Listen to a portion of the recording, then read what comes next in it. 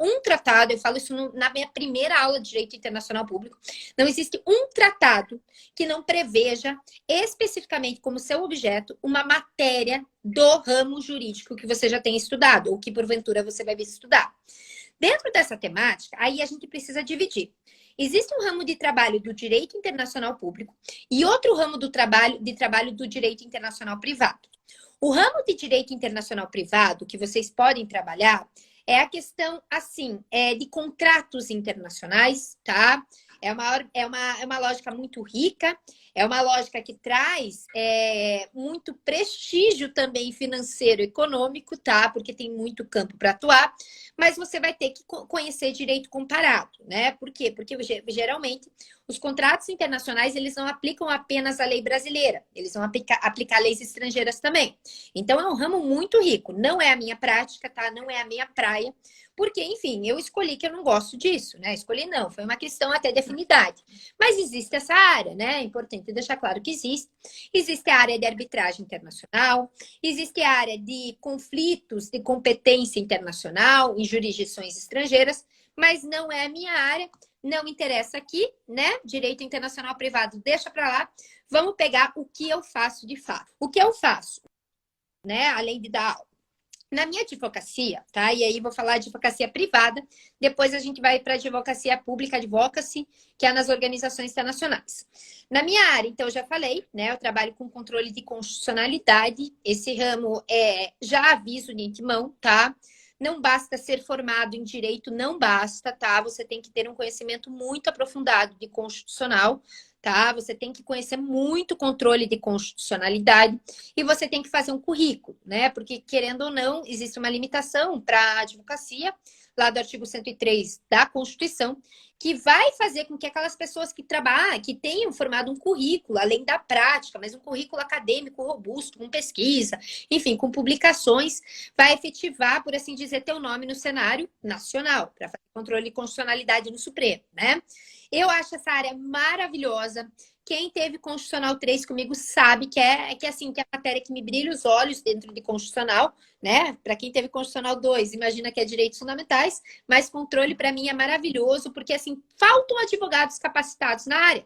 Faltando advogados capacitados na área, vocês têm muito campo jurídico para atuar, para se destacar dentro dessa perspectiva. Porque a maioria das pessoas, e me corrijam se eu estiver errado, fala o seguinte: controle de constitucionalidade é o bicho de 7 cabeças da graduação, tá? Mas é uma lógica, né? É uma lógica que, assim, que se você aprender e se aprimorar, formar um currículo, você tem campo para atuar. Não está inflado esse campo ainda dentro do direito. Mas o que interessa, né? Não é essa área é direta objetiva, que eu falei, é o direito internacional público. O direito internacional público, tá? Migração é o tema do momento, mas cuidado, é o tema do momento, não apenas em prova e não apenas na academia. É o tema do momento para trabalhar na área de direito internacional. Cuidado, por que eu estou falando cuidado? Porque existe, sim, um aparato do direito internacional público que vai lidar com refugiados, com asilados, etc. e tal. Essa área é um trabalho altruísta também, né? Obviamente é muito difícil, né? Principalmente porque as pessoas estão fugindo de contextos de guerra, contextos de calamidades. É muito difícil você trabalhar em uma perspectiva financeira, econômica. Você consegue trabalhar se você gostar. Agora, para ganhar dinheiro, quando eu falo de imigração, eu estou falando de um processo assim. E, por exemplo, tá? A pessoa quer efetivamente vir para o Brasil. Desculpe. E quer o quê? Quer fazer justamente uma naturalização brasileira. O que eu falo para vocês? Estudar, obviamente, né? O artigo 12 da Constituição e estudar a Lei de Migrações, a Lei 13.445/2017.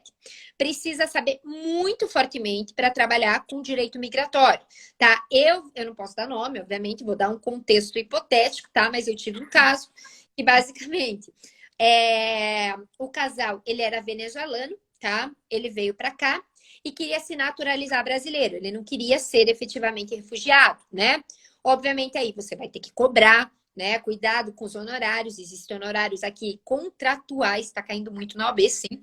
Existem honorários contratuais, né? E todo o desenrolar administrativo, porque as pessoas pensam, não, É tema efetivamente de judicial, só posso cobrar se tiver litígio. Não, você vai cobrar consulta e você vai cobrar pelo processo administrativo também da solicitação no Ministério da Justiça dessa naturalização. Tive outro caso, e esse caso foi bem complexo, tá? Era uma família síria que veio para o Brasil, não queria se naturalizar, não queria ter o status de refugiado, queria se naturalizar brasileiro para depois conseguir a naturalização canadense, porque com o passaporte sírio eles não conseguiriam, né? Então, assim, foram dois contratos, um contrato de naturalização brasileira e outro contrato efetivamente para conseguir a naturalização canadense. Então, assim, existem essas vertentes, esses cuidados. Você vai ter que analisar a lei canadense, né? E aí eu falo para vocês, é indispensável saber o inglês, tá? Nesse ramo, é indispensável o inglês, saber ler pelo menos espanhol, tá? Saber como fazer, né? Como se inteirar em órgãos oficiais dessas hipóteses de naturalização, tá? Mas tem como cobrar aí. Quanto eu cobro depende do serviço, né? Aí não sou eu falando, é a tabela da OAB, mas depende do serviço, tá? Lembrando sempre, obviamente, tá? O que eu faço. E aí vou trazer um pouquinho da minha prática para vocês. Eu cobro em dólares, geralmente, né? Ou em euros, e daí eu transmuto para reais, né? Isso é direito empresarial, transmuto para reais no momento da assinatura do contrato, direito civil também, né? Mas assim, também tem que ter muito conhecimento de direito comparado, né? Não é assim, dando cara a tapa, cuidado para não queimar o nome de vocês, né? Eu já dispensei diversas ações por conta que eu não sabia mesmo. Falei, olha, vou indicar enfim, um colega, porque eu não sei fazer isso, não vou queimar meu nome para isso, né? Então, acho importante destacar isso. E também agora está crescendo muito quem quer se naturalizar, né? Quem quer conseguir o green card, né? Nos Estados Unidos. Tá, cuidado, porque existem diversos tipos de coiote aqui, né? Nós, advogados, não somos coiotes, né? Para levar a pessoa ilegalmente para os Estados Unidos. A gente observa toda a situação. É importante deixar claro para a pessoa que ela não tem, né, uma segurança jurídica que vai conseguir, porque é soberania de Estado, principalmente Estados Unidos, que é muito restrito nisso. Mas já informo para vocês que o ideal é vocês conhecerem todos os tipos de visto, né? Todas as perspectivas possíveis para a pessoa migrar para os Estados Unidos. Então, assim, essa advocacia tem como ganhar grana, tá? Aqui eu falo abertamente, tem como ganhar grana, mas tem que conhecer muito a legislação brasileira e a legislação também do lugar que a pessoa quer ir trabalhar, tá? Dito isso, eu acho que o maior interesse das pessoas é como chegar em organizações internacionais, né? Vamos passar um pouquinho para a minha prática em organizações internacionais. Vamos lá, né? Primeiro ponto. Existem dois aspectos aqui. Primeiro, você ser delegado, né? E para ser delegado, se abrem duas ramificações, que eu vou falar daqui a pouco. E um segundo pressuposto, que é também a questão de você chegar via concurso público, tá? Concurso público de organizações. Concursos públicos de organizações internacionais existem, tá? Vocês podem entrar nos sites das organizações, tem um site que se chama UN Jobs, tá? Que são todas as agências da ONU, todos os órgãos da ONU fazem chamadas lá. Não são apenas estágios voluntários, tá? São estágios, não, são trabalhos, né? Postos que eles chamam, né? Muito bem remunerados, mas já falo para vocês que daí vai ser um longo caminho, tá? Eu não tô aqui para enganar ninguém, tá? Mas é um longo caminho. Banco Mundial, o último concurso que abriu, se eu não me engano, era 18 mil euros, tá? O salário. Só que a lista de requisitos, tá? De currículo, era uma coisa absurda. Tá? Era uma lista gigantesca. Eu olhei aquilo, gente, eu tava acabando o meu doutorado, né? Eu tinha já algumas publicações, eu olhei para aquilo e falei, cara, eu nunca vou conseguir chegar lá. Nunca, né? Quase chorei. Então, assim, eu acho que agora, né? Enfim, eu vou fazer 36 anos, né? Eu sempre me dediquei pro meu currículo. Eu acho que agora talvez eu tenha alguma chance nesses jobs, né? Nesses postos. Então, assim, se você quer isso, tá? É um caminho lindo, maravilhoso, mas é cheio de pedras no caminho, tá? Porque todo mundo vai estar ganhando dinheiro e você imagina, meu Deus, eu não tô ganhando dinheiro, né? E não é bem assim, você tá construindo um currículo para conseguir algo maior, né? Mas não se desespere, né? Existem postos mais baixos, obviamente, geralmente os temporários, que são remunerados, que requerem menos requisitos para ingressar em organizações internacionais via concurso, tá? O concurso não tem prova, é análise curricular mesmo, né? Línguas, tá? Para quem interessar fazer concurso, eu adianto, tá? Que geralmente as línguas oficiais das organizações internacionais são inglês, francês, tá? Em algumas espanhol, quando se for no contexto latino-americano, contexto das Américas, tá? Mas inglês é crucial, né? Pensar já em aprimorar o inglês se quiser fazer essa questão mesmo, né? Organizações. É um caminho difícil, tá? Volto a pontuar, mas é um caminho que pode trazer muitos frutos. Tem muitos, muitos jobs abertos, muitos, de todas as organizações. Em contrapartida, esse ainda não é o que eu alcancei, espero um dia alcançar, mas o que eu alcancei, daí a gente vem para o lado de cá, que é justamente fazer uma representação via sociedade civil. Para fazer uma representação via sociedade civil, obviamente existem missões diplomáticas, missões oficiais, não é isso que eu faço. Então, eu não represento o Brasil, o Estado brasileiro nas organizações. As missões oficiais geralmente são por conta da diplomacia, né? Você faz o Instituto do Rio Branco, ou você tem contato político, né? Existe designação política, tá? Não nos enganemos, porque existe sim esse vínculo político, né? Ou você faz o Instituto do Rio Branco, CAD, né? Que é o concurso de admissão à carreira diplomática. Mas, não obstante, todavia, eu fui por outro caminho. E aí eu acho que interessa, né? Eu pensei em fazer diplomacia, eu cheguei na terceira fase. Quando eu não passei, né, para a quarta fase, que era quase que a nomeação, eu fiquei super frustrada e falei, não quero mais, né? Fui para o meu doutorado, porque existe um quê, que existia na minha época um quê político também, né? E eu não tenho ninguém na minha família diplomata, eu falei, não quero mais, né? Qual área que eu fui? Eu fui para a área das ONGs, tá? Como é que funciona isso? Tá? Primeiro ponto. Você tem que se inteirar de uma ONG que vai trabalhar na organização e que vai trabalhar com a matéria que você gosta. Eu gosto de relações internacionais, eu gosto de direitos humanos. Então, eu não vou para uma ONG que trabalha, né, com a perspectiva, enfim, de comércio, de denúncias, de crimes ambientais, porque essa não é a minha área. Por mais que eu dê aula disso, eu gosto de direitos humanos, tá? Eu fui para uma ONG, tá? Enfim, fiz todo o processo seletivo para representar o Brasil e tal. E cheguei lá, né? Foi a primeira representação que eu fiz, foi em Genebra, na OMC, tá? Em Genebra, na Então OMC, você vocês veem. representou a ONG ou A o ONG, Brasil? a ONG, vai lá. A ONG representa a sociedade civil brasileira, as demandas da sociedade brasileira. Hum, E daí você vai em nome dessa ONG, mas entendi. representando a sociedade civil brasileira, Ah, tá? legal. Chegando lá, aí que é o X da questão. É muito legal, porque você faz um network incrível, né? Primeiro que você viaja, que eu acho isso fantástico, mas o Ah, mais legal dentro do direito é que você faz um network, né? E não tem que dar a cara a tapa, tá? E primeiro dia eu fiquei acuada uma semana, assim, mas de conferência. Não acho que, eu vou passear. Não vou passear, tá? É de meia de noite, pauleira mesmo, né? Primeiro dia eu fiquei acuado, segundo dia eu fiquei acuado, terceiro dia, obviamente, eu fiz uma pesquisa, levantei dados para ir para essa conferência, né? Que foi o Fórum Econômico Mundial. E estavam falando, a delegação italiana estava falando, a delegação, né? A missão oficial da Itália estava falando, a missão oficial da China estava falando. Eu levantei meu dedo, dei minha cara a tapa e comecei a falar.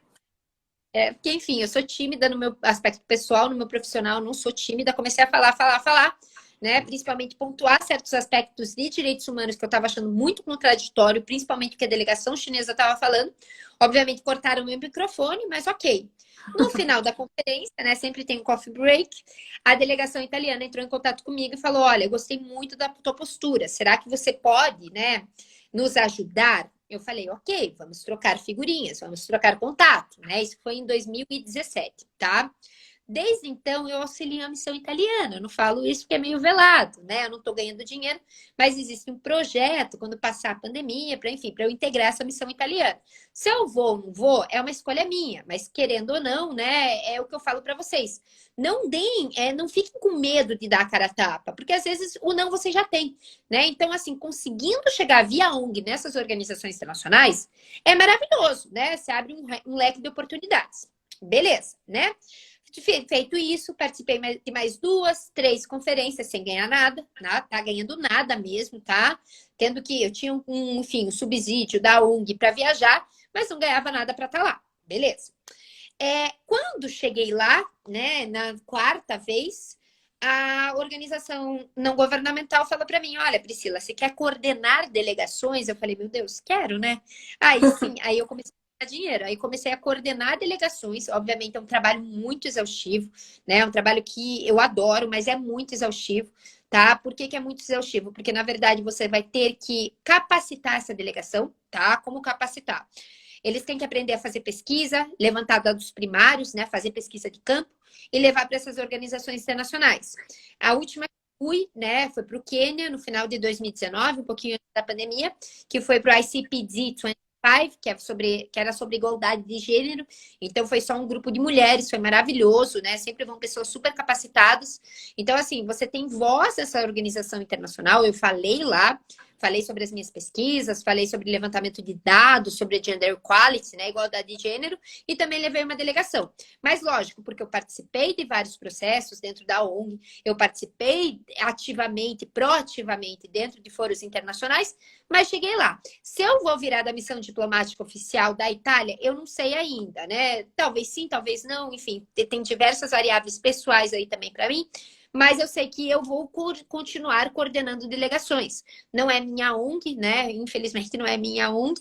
Mas assim, sempre que tem processo seletivo aberto, eu posto, né? Então é um bom caminho para vocês se interarem sobre o papel das organizações, por mais que vocês não ganhem nada, não vou ganhar de salário. Mas vocês ganham um custeio, né? De viagem, etc e tal, que é muito favorável até para você fazer um networking, né? Hoje eu já ganho para ir para lá, porque eu coordeno delegações.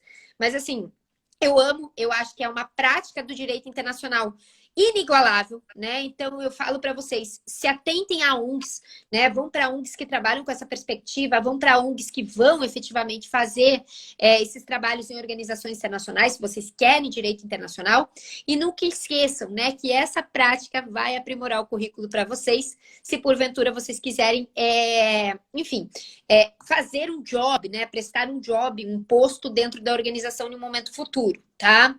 Já vou falar, já vi que funciona essas conferências, assim, vamos dizer, a cada área, né, da igualdade, né, que você comentou, né, de desigualdade e tal, que foram para mulheres. Como é que funciona? Assim, a ONU, né, esse PDC 25 foi uma parceria da ONU, né? Uhum. A ONU geralmente ela faz grandes conferências para levantar dados, tá? Como assim levantar dados? Basicamente, os órgãos governamentais, bem como a sociedade civil via ONGs, ir lá falar, né? Então, assim, você tem que ficar atento pelo que tem efetivamente de edital, né? Geralmente tem edital. Ah, vai ter o ICPD 26, vai ter o, sei lá, o Fórum Econômico Mundial de 2022, né? Você pode fazer sozinho? Pode, mas você não vai ter direito à voz, né? Você simplesmente vai acompanhar, você só vai escutar, você não vai poder falar nada, porque você só pode falar os órgãos governamentais e as ONGs. Então, assim, eu aconselho vocês a não se aterem tanto ao que as organizações chamam. Se vocês tiverem interesse, obviamente, eu vou começar a divulgar isso no meu Instagram, eu não divulgo muito, mas vou começar a divulgar, né? Se cadastra lá, às vezes tem que pagar uma taxa de inscrição, tá? Para escutar. É como se fosse congressos, tá? Mas com muito dado, muita prática. É diferente de congresso para nós que estamos acostumados do direito, que fica aquele falatório, né? Aquele repertório teórico, que basicamente é repetição de doutrina, né? Quando muito de jurisprudência. Mas, não obstante, todavia, quando a gente vai para esses foros, eles apresentam dados maravilhosos, projetos governamentais que a gente nem imagina. Então, assim, a última que eu fui do ECOSOC, né? Que foi em Nova York no começo de 2019, na sede da ONU em Nova York, por exemplo, apresentaram um dado que eu nem imaginava, né? Que a China e que o Catar são exemplos hoje de como fazer uma previdência pública, né? Então, assim, dê uma difusão, é um conhecimento, como eles estão fazendo isso, né? Coisa que você não vai ver na grande mídia, coisa que você tem que entrar no site do governo, né? E ainda é chinês, é dificílimo, né? A tradução para a questão chinesa. Então, assim, você vai acompanhar discussões muito ricas do que está sendo trabalhado, como está sendo trabalhado. Gender Equality, eu não sabia, eu fiquei sabendo quando eu fui também para essa conferência. Os Estados Unidos é um vilão do Gender Equality, da igualdade de gênero, né? Então, os países tendem a pressionar os Estados Unidos para fazer a igualdade de gênero, trazem dados, etc. Eu não sabia também que o Canadá é um exemplo, né, de como fazer gender equality, igualdade de gênero dentro do direito empresarial, dentro das grandes empresas, das grandes corporações. Eles apresentam dados, é maravilhoso. E as ONGs cobram, as ONGs têm direito à voz. Então, o que eu aconselharia a vocês é verem grandes ONGs, tá? Eu vou dar alguns exemplos aqui, né? O Global Attitude, Anistia Internacional, Conectas, Terra de Direitos, né? Existem Greenpeace, para quem interessa um pouquinho a área ambiental. Existe, enfim, Fundo para a Conservação da Natureza, também é uma ONG. Então, existem diversas ONGs que podem trabalhar com aquilo que você se interessa no campo do direito internacional. Né? Obviamente, vai pegar uma vertente jurídica, que não somente o direito internacional, mas eu acho essa experiência, assim, riquíssima, tá? Principais desafios, né? Eu faço um roteirozinho para falar também, é justamente vocês entenderem que a prática no direito internacional, ela não se dissocia do estudo, efetivamente, ela não se dissocia de publicações, ela não se dissocia do levantamento de dados. Então, basicamente, aí a gente vai ter uma convergência, né? Da atuação prática com a academia, tá? Precisa continuar estudando, fazendo pós, fazendo artigos, fazendo pesquisa primária, que muita gente acha, passou meu TCC, não vou precisar fazer mais nada. Não é bem assim, né? E eu aconselho todo mundo, se vocês pensam em concurso, pensem em concurso também. Hoje os concursos estão super concorridos aqui no Brasil, mas pensem em concurso também em organizações internacionais, né? Principalmente para quem, enfim, não tem, tem uma alma mais nômade, né? Que não tem, enfim, raízes aqui, né? Porque eu tenho uma alma nômade, né? Eu tô aqui, não sei como é que vai estar meu amanhã. Amo o meu trabalho, amo ser professora, mas eu gosto também dessa área de atuação prática em organizações, né? Então, acho interessante muito, muito interessante.